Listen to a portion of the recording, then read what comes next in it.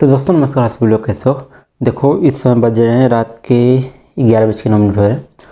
तो इसमें वीडियो हम शूट कर रहे हैं आप लोगों के लिए। तो प्लीज़ सब्सक्राइब कर ले वीडियो को और अच्छा लगे तो लाइक कर लेना।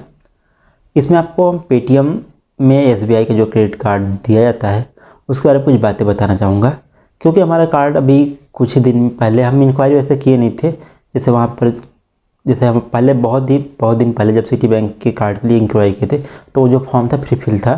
जब उस पर हम क्लिक किए तो ऑटोमेटिक फॉर्म को वो लोग क्या कर लिए, सबमिट कर लिए। फिर हमारे पास एक मैसेज आता है कि वी आर मतलब I am inform to you we regret, ऐसे कुछ लिख रहा है, मतलब वो कार्ड देने से इनकार कर दिए। फिर 1 से 2 दिन बाद हमें एक और मैसेज आता है और जिसमें एक पीडीएफ फाइल आती है जिसमें प्रॉपर रीज़न मेंशन था कि किस रीज़न की वजह से हमें ये लोग कार्ड नहीं दिए।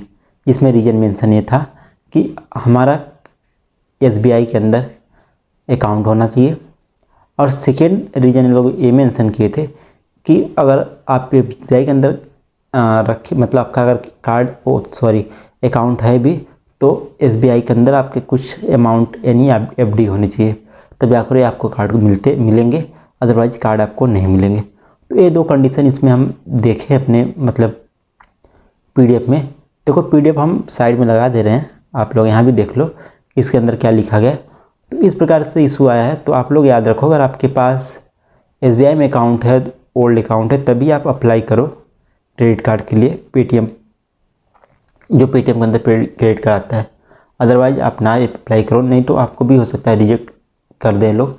और जब एक बार रिजेक्ट करते हैं तो इसका आपके क्रेडिट स्कोर पे बहुत भारी मतलब प्रभाव पड़ता है, जिसकी वजह से आपको दिक्कत हो सकती है।